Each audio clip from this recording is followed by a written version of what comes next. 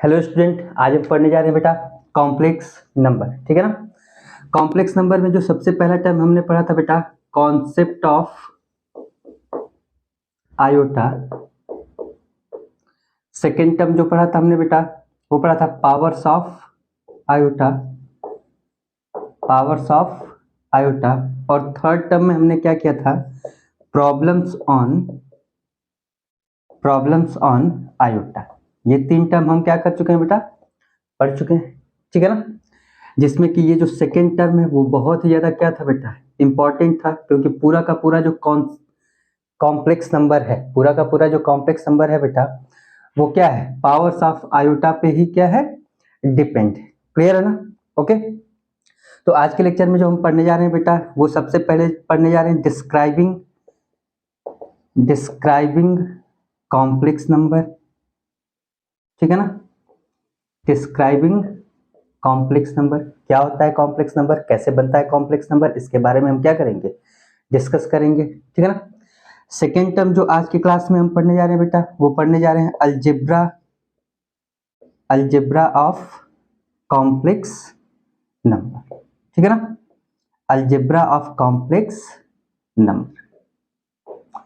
इतना पढ़ने के बाद बेटा फर्दर हम कॉम्प्लेक्स नंबर में क्या करेंगे, आगे के लेक्चर में, आगे के वीडियो में जो भी कॉन्सेप्ट है, इंपॉर्टेंट कॉन्सेप्ट है कॉम्प्लेक्स नंबर के, वो हम क्या करेंगे, पढ़ते चले जाएंगे। क्लियर है ना। ओके, डन है। तो क्या हमने सीखा अभी तक हमने कॉन्सेप्ट ऑफ आयोटा सीख लिया है, अभी तक हमने पावर्स ऑफ आयोटा सीख लिया है, अभी तक हमने प्रॉब्लम्स ऑन आयोटा सीख लिया है। ठीक है ना। अब हम क्या पढ़ने जा रहे हैं बेटा, अब हम पढ़ने जा रहे हैं डिस्क्राइबिंग कॉम्प्लेक्स नंबर और algebra of complex number. Clear है ना।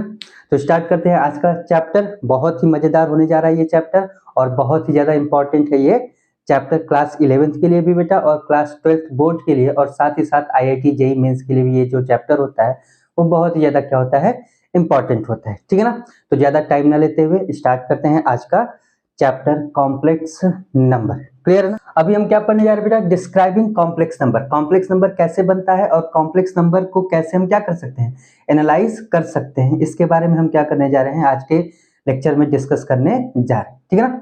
तो स्टार्ट करते हैं बेटा। सबसे पहला काम कि हम क्या करते हैं, ए एंड बी दो रियल नंबर्स लेते हैं, A and B two real number. सबसे पहला काम क्या करना है बेटा, हमें ए एंड बी दो रियल नंबर लेना है। ठीक है ना। और उसके बाद एक फॉर्म बनाना है ए plus I B, A plus I B. ठीक है ना। ये जो ए प्लस आई बी वाला जो फॉर्म है बेटा, इसे ही हम लोग बोलते हैं कॉम्प्लेक्स नंबर। इसे ही हम लोग क्या नाम देते हैं बेटा, कॉम्प्लेक्स नंबर। क्लियर है ना। ओके। और इसे हम सिंपली क्या करते हैं, z से डिनोट करते हैं। किससे डिनोट करते हैं बेटा, z से डिनोट करते हैं। ठीक है ना। तो क्या ध्यान देना है बेटा कि जो कॉम्प्लेक्स नंबर होता है उसमें जो a होता है और जो b होता है, ये दोनों क्या होते हैं बेटा, रियल नंबर्स होते हैं। ठीक है ना। और इन दोनों को जब हम लोग क्या कर सकते हैं, इस फॉर्म में लिखते हैं, तो ये जो फॉर्म बन के आता है इसे ही हम लोग क्या नाम देते हैं, कॉम्प्लेक्स नंबर। क्लियर ना। तो अभी कोई पूछेगा कि कॉम्प्लेक्स नंबर का फॉर्मेट कैसा होता है, तो हम आसानी से बोल देंगे बेटा कि z is equal to A plus I B जो है वो क्या है, एक कॉम्प्लेक्स नंबर को शो करता है। क्लियर है ना। उसमें भी a और जो b है वो क्या है, बिलोंग्स टू रियल नंबर है, मतलब a और b जो होता है वो क्या होता है, रियल नंबर होता है। क्लियर है ना। ओके। अब थोड़ा सा कॉम्प्लेक्स नंबर को और एनालाइज करते हैं बेटा। तो हम देखते हैं या हम ये कहते हैं कि ये जो ए वाला पार्ट है, जो ए हमने लिखा है, ठीक है ना, ये जो ए है इसे हम लोग बोलते हैं real part of real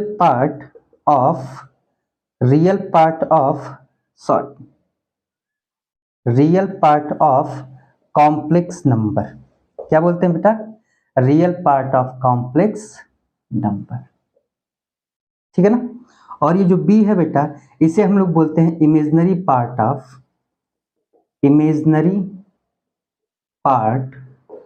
of complex number. Clear है। ओके। समझ में आ गया। हमने क्या सीखा कि ए और बी अगर हम दो रियल नंबर्स क्या करते हैं, पिक करते हैं, तो इनके थ्रू ये जो फॉर्म बन के आता है ए प्लस आई बी, इसे हम लोग क्या नाम देते हैं बेटा, यही क्या होता है, हमारा कॉम्प्लेक्स नंबर होता है। इसमें नोट करने वाला पॉइंट है कि ए और बी दोनों क्या होंगे, बिलोंग्स टू रियल नंबर होंगे। क्लियर है ना। उसके बाद हमने क्या देखा कि अगर हमने एक कॉम्प्लेक्स नंबर लिखा है z is equal to a plus I B, z is equal to a plus I B, तो इसमें जो a होता है वो real part of complex number होता है और जो b होता है बेटा वो imaginary part of complex number होता है। क्लियर है ना। इसे हम लोग शो कैसे करते हैं, इसे हम दिखाते हैं आई एम टू सेट, ठीक है ना। जब कभी भी ऐसा लिखा हो तो इसका मतलब क्या होता है कि ये imaginary part of complex number की बात कर रहा है, ठीक है ना। और इसे कैसे डिनोट करते हैं बेटा, तो इसे हम लिखते हैं रियल पार्ट ऑफ z। इसे क्या लिखते हैं, रियल पार्ट ऑफ z। तो अगर कहीं पे भी ऐसा कुछ लिखा हो तो इसका मतलब हम कॉम्प्लेक्स नंबर के रियल पार्ट्स की बात कर रहे हैं। क्लियर है ना, नोट कर लेंगे बेटा। हमने क्या किया, इमेजिनरी पार्ट ऑफ z को, इमेजिनरी पार्ट ऑफ z को 0 से इक्वेट कर दिया। क्या कर दिया बेटा, इमेजिनरी पार्ट ऑफ z को 0 से इक्वेट कर दिया। मतलब कि हमने b की वैल्यू को क्या किया, 0 कर दिया। b की वैल्यू को क्या किया बेटा, 0 कर दिया। तब हमारा जो कॉम्प्लेक्स नंबर है बेटा वो कुछ ऐसा बन जाएगा, ठीक है ना। तब हमारा कॉम्प्लेक्स नंबर क्या होगा, कुछ ऐसा बन जाएगा। और ये कब होगा, ये तब होगा जब हमने क्या किया, इमेजिनरी पार्ट ऑफ z को 0 से इक्वेट किया, चाहे b की वैल्यू को क्या कर दिया, 0 लिख दिया। तो ये जो पार्ट है ये हमने अभी पीछे पढ़ा कि ये a को हम क्या बोलते हैं, real part of z। a को हम क्या बोलते हैं बेटा, रियल पार्ट ऑफ z। यानी कि ये जो पूरा का पूरा कॉम्प्लेक्स नंबर बन के आ रहा है वो एक क्या बन जा रहा है, प्योरली रियल नंबर। ये क्या बन के आ जा रहा है बेटा, प्योरली रियल नंबर। क्लियर है ना। तो हम ये कह सकते हैं कि जब जब कॉम्प्लेक्स नंबर का इमेजिनरी पार्ट 0 के इक्वल होगा तब तब कॉम्प्लेक्स नंबर क्या बन के आ जाता है बेटा, एक रियल नंबर बन के आ जाता है। तो यहां से एक और नोट करने वाला पॉइंट मिल जाता है बेटा, एक और नोट पॉइंट करने को मिल जाता है। क्या मिलता है कि हम ये देख रहे हैं कि जब कॉम्प्लेक्स नंबर में, जब कॉम्प्लेक्स नंबर में इमेजिनरी पार्ट 0 हो रहा है, इमेजिनरी पार्ट क्या हो रहा है, 0 हो रहा है, तब कॉम्प्लेक्स नंबर, तब कॉम्प्लेक्स नंबर हमें एक रियल नंबर क्या कर रहा है, दे रहा है। तब कॉम्प्लेक्स नंबर हमें क्या कर रहा है बेटा, एक रियल नंबर दे रहा है। तो यहां से हम ये बोल सकते हैं, इसका मतलब क्या हुआ कि जो कॉम्प्लेक्स नंबर है वो रियल नंबर सिस्टम से भी बड़ा एक नंबर सिस्टम है। ये बोल सकते हैं ना, क्योंकि हम तो देख रहे हैं कि इमेजिनरी पार्ट को 0 कर, मतलब कॉम्प्लेक्स नंबर के एक पार्ट को जब हम 0 से इक्वेट कर रहे हैं तब हमें रियल नंबर मिल रहा है। इसका मतलब सीधी सी बात है कि जो कॉम्प्लेक्स नंबर है वो रियल नंबर से भी बड़ा नंबर सिस्टम क्या है, हमें मिलता है, ठीक है ना। चाहे जो कॉम्प्लेक्स नंबर है वो रियल नंबर सिस्टम से भी बड़ा एक नंबर सिस्टम है। तो हम यहाँ पे क्या कह सकते हैं कि complex number, complex number is greater than real number system, real number system. Clear है ना, ओके क्लियर। अब जब बेटा हमने क्या किया कि इमेजिनरी पार्ट को 0 किया था, ठीक है ना, तो हमें क्या मिला था कि z मतलब जो कॉम्प्लेक्स नंबर है वो पूरा का पूरा एक रियल नंबर हमें क्या कर रहा था, दे रहा था। तो अब हम उल्टा भी तो कर सकते हैं। उल्टा का मतलब कि अब की बार हमने क्या किया, real part of z, real part of z को क्या किया, 0 से इक्वेट कर दिया। रियल पार्ट ऑफ z जो हमारा है उसको क्या कर दिया, 0 से इक्वेट कर दिया। तो उस कंडीशन में जो हमारा जब हम क्या कर रहे हैं बेटा, real part of z is equal to 0, क्या कर रहे हैं, रियल पार्ट ऑफ z को जब हम क्या कर रहे हैं, 0 से इक्वेट कर रहे हैं, तो उस कंडीशन में हम देख रहे हैं कि जो z हमारा बन रहा है वो क्या बन रहा है, simply i into B. Simply क्या बन रहा है बेटा, i इंटू बी। अच्छा, रियल पार्ट ऑफ z को 0 करने का मतलब क्या होता है कि हमने a की वैल्यू को क्या किया है, 0 कर दिया है, ठीक है ना। तो हम देख रहे हैं कि जब हम रियल पार्ट को क्या कर रहे हैं, 0 से इक्वेट कर रहे हैं, तो उस कंडीशन में जो हमारा कॉम्प्लेक्स नंबर है वो प्योरली इमेजिनरी नंबर बन के आ रहा है। क्या बन रहा है बेटा, purely imaginary number, purely imaginary number, ठीक है। क्या हम देखें कि अगर रियल पार्ट ऑफ z को 0 कर दिया जाए तो यहां से एक नया नंबर मिल रहा है, एक नया नंबर सिस्टम मिल रहा है। जो कॉम्प्लेक्स नंबर है वो क्या हो जा रहा है, चेंज हो जा रहा है प्योरली इमेजिनरी नंबर, ठीक है ना। डन है। तो हम क्या देख सकते हैं कि इसी कॉम्प्लेक्स नंबर से हमें प्योरली रियल नंबर भी मिल रहा है और इसी कॉम्प्लेक्स नंबर से हमें प्योरली इमेजिनरी नंबर भी मिल रहा है। तो हम यहाँ से कह सकते हैं कि जो कॉम्प्लेक्स नंबर सिस्टम होता है वो इमेजिनरी नंबर सिस्टम और रियल नंबर सिस्टम दोनों नंबर सिस्टम से क्या होता है, बड़ा होता है। क्लियर है ना? ओके, नोट डाउन कर लीजिए बेटा। तो स्टूडेंट हमें यहाँ से दो नोट पॉइंट मिलते हैं। क्या मिलता है बेटा? पहला कि अगर हम real part of complex number क्या कर दें, जीरो के इक्वल कर दें, तो जो कॉम्प्लेक्स नंबर होता है वो प्योरली क्या बन जाता है, इमेजिनरी नंबर बन जाता है। ठीक है ना? बहुत ही ज्यादा इंपॉर्टेंट है बेटा ये दोनों नोट पॉइंट। ठीक है ना? इन दोनों नोट पॉइंट से IIT जेईई में कई बार क्या किया गया है, क्वेश्चन आस्क किया गया है। ठीक है ना? ओके, ऐसे ही अगर imaginary part of complex number को क्या किया जाए, जीरो कर दिया जाए, ठीक है ना, तो फिर जो कॉम्प्लेक्स नंबर होता है वो प्योरली क्या हो जाता है, रियल नंबर हो जाता है। इनफैक्ट बहुत सारे क्वेश्चंस आए हुए हैं। ठीक है ना? जब हम क्वेश्चन क्या करेंगे, सॉल्व करेंगे, तो इस पे बेसिस में आपको 2 से 3 क्वेश्चन जरूर कराऊंगा। क्लियर है ना? अभी क्या करिए, ये दोनों नोट पॉइंट्स नोट कर लीजिए। ठीक है ना? इसके बाद हम क्या पढ़ेंगे बेटा, इसके बाद हम पढ़ेंगे algebra of complex number. Clear है ना? तो पहले क्या करिए, इसको नोट डाउन कर लीजिए। ठीक है? अब हम क्या पढ़ने जा रहे हैं बेटा, algebra of complex number. Since जो कॉम्प्लेक्स नंबर है वो बिल्कुल ही क्या होता है, एक नया नंबर सिस्टम होता है। ठीक है ना? तो इसके लिए जो चीजें हम लोग रियल नंबर्स के लिए जो चीजें पढ़ चुके हैं, जैसे अलजेब्रा ऑफ कॉम्प्लेक्स नंबर, फिर उसके बाद दो रियल नंबर्स के बीच में कंपैरिजन, ठीक है ना, और बहुत सारे टर्म्स क्या किए थे हमने, रियल नंबर्स के लिए पढ़े थे। तो वही सारे टर्म्स फिर से हम कॉम्प्लेक्स नंबर के लिए भी क्या करेंगे, पढ़ेंगे। तो सबसे पहले हम क्या पढ़ने जा रहे हैं, algebra of complex number. Algebra of complex number में क्या क्या पढ़ना है बेटा, सबसे पहले तो हमें पढ़ना है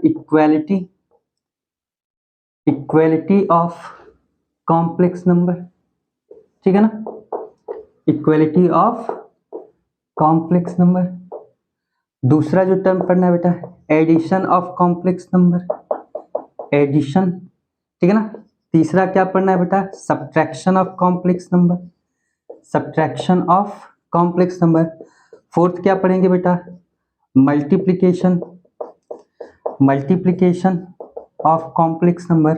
और फिफ्थ क्या पढ़ेंगे बेटा, फिफ्थ पढ़ेंगे हम लोग डिवीजन ऑफ कॉम्प्लेक्स नंबर। और बहुत ही ज्यादा important, square root of complex number. ठीक है ना? Square root of complex number बहुत ही ज्यादा इंपॉर्टेंट है बेटा। इससे एग्जाम में जरूर एक क्वेश्चन क्या किया जाता है, आस्क किया जाता है। ठीक है ना? तो हम स्टार्ट करते हैं अपना टॉपिक, और सबसे पहला जो टर्म हम पढ़ेंगे वो क्या पढ़ेंगे बेटा, equality of complex number. Clear है ना? ओके, तो स्टार्ट करते हैं बेटा। जैसे कि रियल नंबर में हमने पढ़ा था ना बेटा कि कौन सा नंबर बड़ा होगा, ठीक है ना, कौन सा नंबर क्या होगा, छोटा होगा। ये सारा टर्म्स हमने क्या किया था बेटा, रियल नंबर्स में पढ़ा था। वैसे ही कॉम्प्लेक्स नंबर में भी हमें क्या पढ़ना है, इक्वालिटी ऑफ कॉम्प्लेक्स नंबर। कब दो कॉम्प्लेक्स नंबर आपस में क्या होंगे, इक्वल होंगे, इसके बारे में हमें क्या करना है, डिस्कस करना है। ठीक है ना? तो सबसे पहला काम क्या करते हैं, लेट कर लेते हैं कि Z1 is equal to A1 plus I times B1, और Z2 ले लेते हैं बेटा A2 plus I times B2। ये दो कॉम्प्लेक्स नंबर है और हमें दिखाना है बेटा कि Z1 is equal to Z2। ये हमें क्या करना है, शो करना है। क्या करना है बेटा, टू शो। ठीक है ना? कि Z1 और Z2 क्या होंगे, आपस में इक्वल होंगे। ठीक है ना? तो हमेशा ध्यान देना है बेटा कि जब भी दो कॉम्प्लेक्स नंबर क्या होंगे, आपस में इक्वल होंगे, तो सबसे पहले उनके जो रियल पार्ट्स होंगे वो आपस में इक्वल होंगे, और उनके जो इमेजिनरी पार्ट्स हैं वो आपस में क्या होंगे, इक्वल होंगे। तभी जाके वो दोनों कॉम्प्लेक्स नंबर क्या होंगे, आपस में इक्वल होंगे। क्लियर है ना? तो मैंने क्या बोला कि अगर हमें शो करना है, if we are going to show